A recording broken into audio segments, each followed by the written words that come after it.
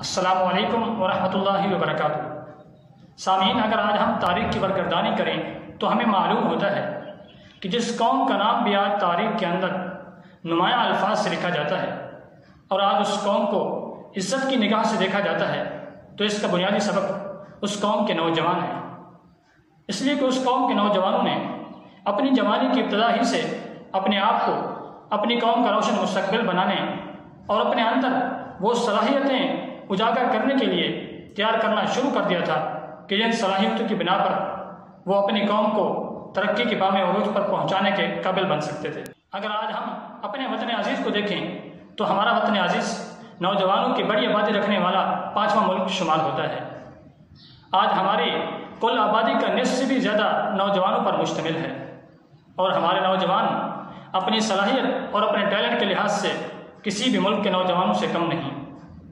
आज हमारे नौजवानों के अंदर वो सलाहियतें मौजूद हैं कि जिनकी बदौलत हमारे नौजवान हमारी कौम का रोशन मुस्तकबिल बन सकते हैं और अपनी कौम को तरक्की के बामे उरूज पर पहुंचा सकते हैं।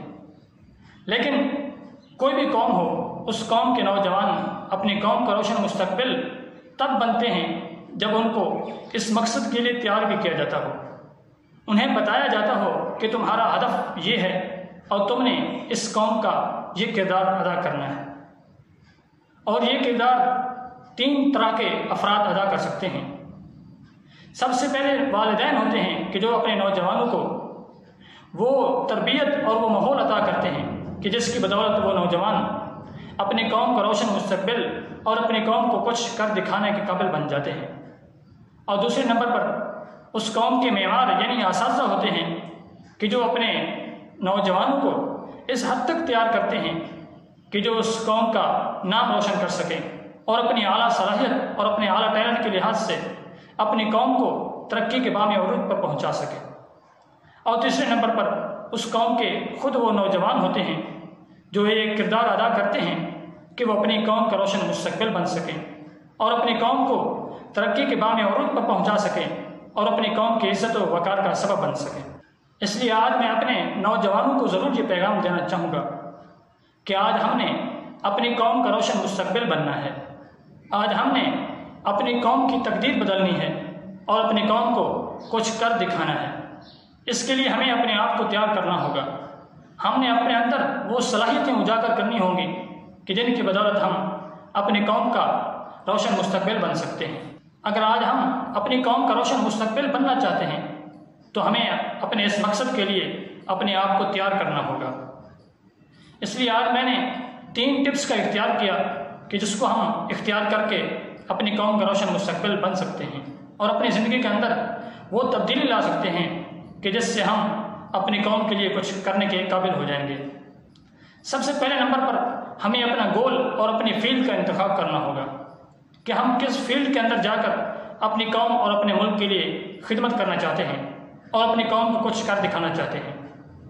क्योंकि जब तक हमारा मकसद मुतय्यन नहीं होगा और हमारे फील्ड का इंतखाब नहीं होगा तब तक हम अपनी कौम के लिए कुछ नहीं कर पाएंगे।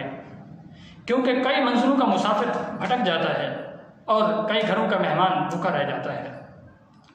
और दूसरे नंबर पर हमें अपने वक्त को ज़ाय होने से बचाना होगा और अपने वक्त की कदर करनी होगी और हमें अपने तमाम मामूलात को रोज़मर्रा के औकात में तकसीम करना होगा ताकि हमारा वक्त ज़ाय होने से बच जाए।